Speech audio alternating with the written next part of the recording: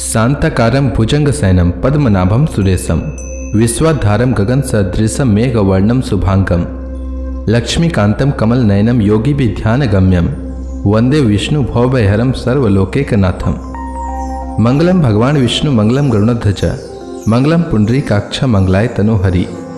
ओम नमो भगवते वासुदेवाय। आज का दिन आप सभी के लिए मंगलमय हो। आज पौष महीने का चौथा दिन है। पौष महीने में प्रतिदिन भगवान सूर्य देव को जल का अर्घ देना चाहिए। इससे पूरे साल रोग दुख पास भी नहीं पटकता है।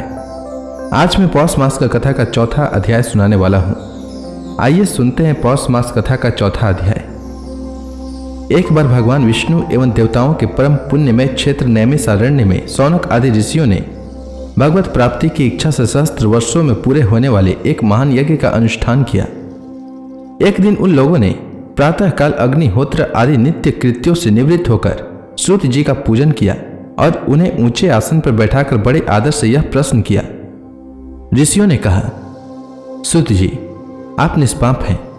आपने समस्त इतिहास पुराण और धर्म शास्त्रों का विधि पूर्वक अध्ययन किया है तथा उनकी भली भांति व्याख्या भी की है।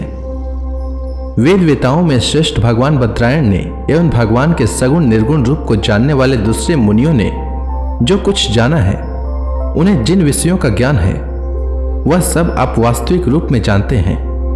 आपका हृदय बड़ा ही सरल और शुद्ध है। इसी से आप उनकी कृपा और अनुग्रह के पात्र हुए हैं। आप संत समाज के आभूषण हैं। इस कलयुग में प्रायः लोगों की आयु कम हो गई है। साधन करने में लोगों की रुचि और प्रवृत्ति भी नहीं है। लोग आलसी हो गए हैं। उनका भाग्य तो मंद है ही, उनमें समझ की भी कमी है। इसके साथ ही वे नाना प्रकार की विघ्न बाधाओं से भी घिरे हुए रहते हैं। शास्त्र भी बहुत से हैं, परंतु उनमें एक निश्चित साधन का नहीं, अनेक प्रकार के कर्मों का वर्णन है। साथ ही वे इतने बड़े हैं कि उनका एक अंश सुनना भी कठिन है। अतः आप कृपा करके इस कलयुग में मनुष्यों के परम कल्याण का सहज साधन और उनके वैकुंठ प्राप्ति का उपाय बताएं, तो आपकी बड़ी कृपा होगी। सूत जी ने कहा, जिस समय श्री सुखदेव जी का यज्ञोपवीत संस्कार भी नहीं हुआ था, उन्हें अकेले ही संन्यास लेने के उद्देश्य से जाते देखकर उनके पिता व्यास जी विरह से कतार होकर पुकारने लगे। उस समय तन्मय होने के कारण श्री सुखदेव जी की ओर से वृक्षों ने उत्तर दिया।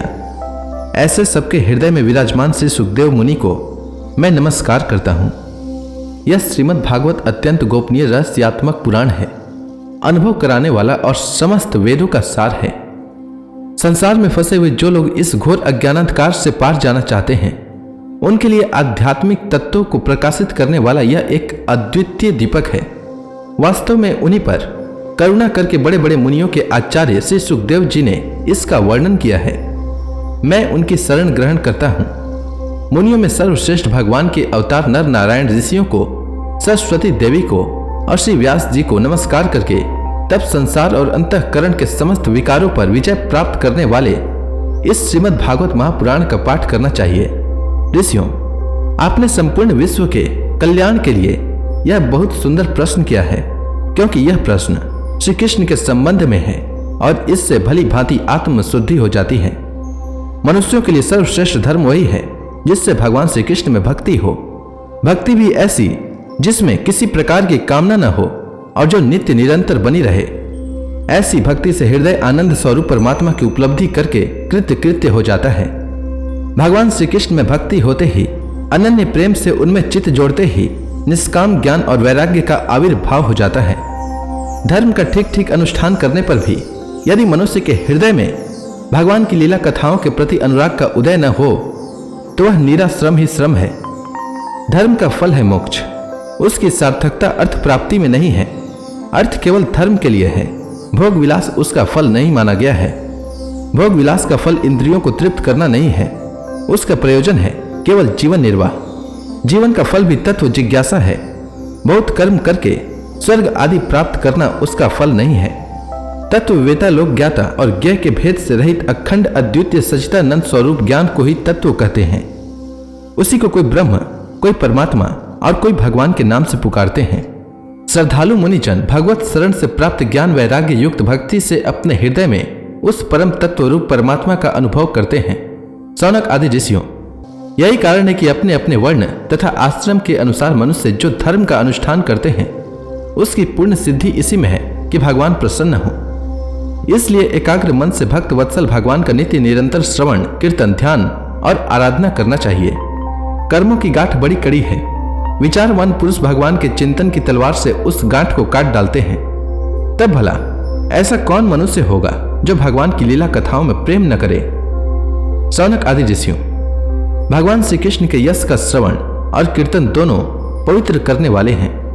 वे अपनी कथा सुनने वालों के हृदय में आकर स्थित हो जाते हैं और उनकी अशुभ वासनाओं को नष्ट कर देते हैं, क्योंकि वे संतों के नित्य सुहृद हैं। जब श्रीमद् भागवत अथवा भगवत भक्तों के निरंतर सेवन से अशुभ वासनाएं नष्ट हो जाती हैं, तब पवित्र कीर्ति भगवान श्री कृष्ण के प्रति स्थायी प्रेम की प्राप्ति हो जाती है।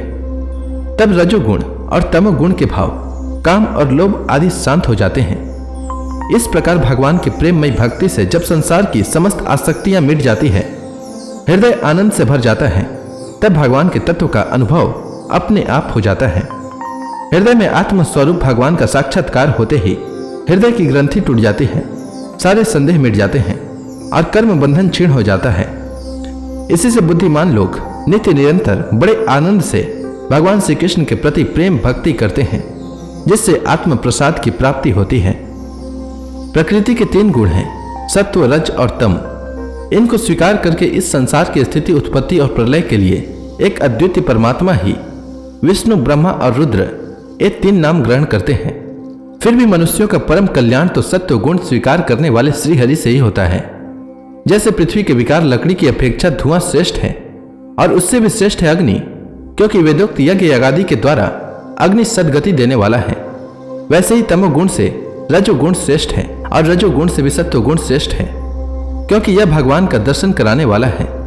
प्राचीन युग में महात्मा लोग अपने कल्याण के लिए विशुद्ध सत्वमय भगवान विष्णु की ही आराधना किया करते थे। अब भी जो लोग उनका अनुसरण करते हैं वे उन्हीं के समान कल्याण भाजन होते हैं।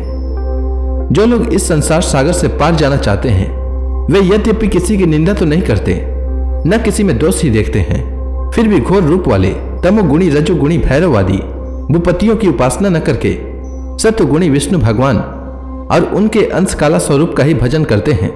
परंतु जिनका स्वभाव रजोगुणी अथवा तमोगुणी है वे धन, ऐश्वर्य और संतान की कामना से भूत, पितर और प्रजापतियों की उपासना करते हैं, क्योंकि इन लोगों का स्वभाव उनसे मिलता जुलता है। वेदों का तात्पर्य श्री कृष्ण में ही है, यज्ञों के उद्देश्य श्री कृष्ण में ही है, योग श्री कृष्ण के लिए ही किए जाते हैं और समस्त कर्मों की परिसमाप्ति भी श्री कृष्ण में ही है। ज्ञान से ब्रह्म स्वरूप श्री कृष्ण की ही प्राप्ति होती है। तपस्या श्री कृष्ण की प्रसन्नता के लिए ही की जाती है। श्री कृष्ण के लिए ही धर्मों का अनुष्ठान होता है और सब गतियां श्री कृष्ण में ही समा जाती हैं। यद्यपि भगवान श्री कृष्ण प्रकृति और उसके गुणों से अतीत हैं, फिर भी अपनी गुणमयी माया से जो प्रपंच की दृष्टि से है और तत्व की दृष्टि से नहीं है, उन्होंने ही सर्ग के आदि में इस संसार की रचना की थी। ये सत्व, रज और तम तीनों गुण उसी माया के विलास हैं। इनके भीतर रहकर भगवान इनसे युक्त सरीखे मालूम पड़ते हैं। वास्तव में तो भगवान श्री कृष्ण सब कुछ जानने वाले हैं। अग्नि तो वस्तुतः एक ही है, परंतु जब वह अनेक प्रकार की लकड़ियों में प्रकट होती है तब अनेक सी मालूम पड़ती है। वैसे ही सबके आत्मरूप भगवान तो एक ही हैं, परंतु प्राणियों की अनेकता से अनेक जैसे जान पड़ते हैं। भगवान इस सूक्ष्मभूत तन्मात्रा, इंद्रिय और अंतःकरण आदि गुणों के विकारभूत भावों के द्वारा नाना प्रकार की योनियों का निर्माण करते हैं। वे ही संपूर्ण लोकों की रचना करते हैं और देवता, पशु, पक्षी, मनुष्य आदि योनियों में लीलावतार ग्रहण करके सत्व गुण के द्वारा जीवों का पालन पोषण करते हैं। तो इसी के साथ यह अध्याय समाप्त हुआ। इसके आगे की कथा मैं कल के अध्याय में सुनाऊंगा। तब तक के लिए भगवान हरि का नाम लेते रहें। तो प्रेम से बोलिए भगवान विष्णु की जय, श्री कृष्ण भगवान की जय, लक्ष्मी माता की जय, तुलसी माता की जय, समस्त देवी देवताओं की जय।